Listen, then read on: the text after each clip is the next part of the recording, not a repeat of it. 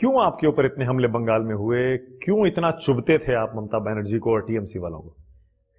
कोई उनके खिलाफ बोलता नहीं था, खड़ा भी नहीं होता था, और हमने संगठन काफ़ी अच्छा खड़ा कर दिया था और लोग काफ़ी बड़ी संख्या में टीएमसी छोड़ के हमारे साथ आ गए थे।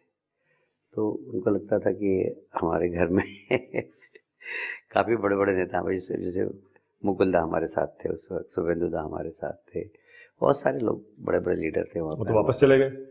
मुकुल दा चले गए। मुकुल रॉय चले गए, क्यों चले गए?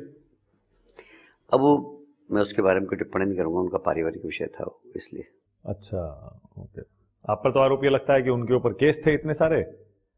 अब जब बीजेपी के साथ थे तो थे, अब फिर वो टीएमसी में चले गए क्योंकि आप हार गए वहां पर चुनाव। हारते ही उसके बाद उन्हें लगा कि अब टीएमसी में जाना सेफ है। नहीं, वो दूसरे कारण से, मुझे मालूम, मैं किसी के निजी जीवन पे झांकता नहीं हूँ कभी भी, पर उसका पॉलिटिकल कारण नहीं था, उनका पारिवारिक कारण था। ओके। 18 सीट आप ले आए लोकसभा में पिछले चुनाव में बंगाल में। तो मोदी जी का कमाल था। आज भी वहाँ पर मेरे को लगता है 30 के आसपास सीट आना चाहिए। 30 आएंगी? बहुत अच्छा माहौल है वहाँ। अभी जितने 3 सीट पे चुनाव हुआ, तीनों जीत रहे हैं। नॉर्थ बंगाल के 3 सीटों पर भी चुनाव हुआ। पर पिछली बार जब 18 जीते उसके बाद विधानसभा में बाजी बिल्कुल पलट गई थी। आपकी 77 आई और ममता बनर्जी देखिए कितने बड़े बहुमत से सरकार बनाई उन्होंने। वो कोविड के कारण। मैं एक बात बताऊं, इस देश के अंदर सिर्फ एक नेता है जिनमें वोट बदलने की क्षमता है, वो है नरेंद्र मोदी।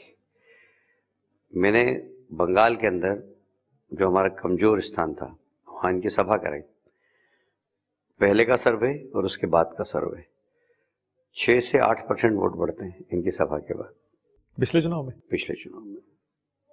पर क्या हुआ, कोविड के कारण सभा नहीं कर पाए हम, तो इसलिए, नहीं तो अगर मोदी जी की सभाएं हो जाती वहाँ पर तो हम सरकार बनाते। सरकार बना लेते। 100% बनाते। इस बार बना लेंगे?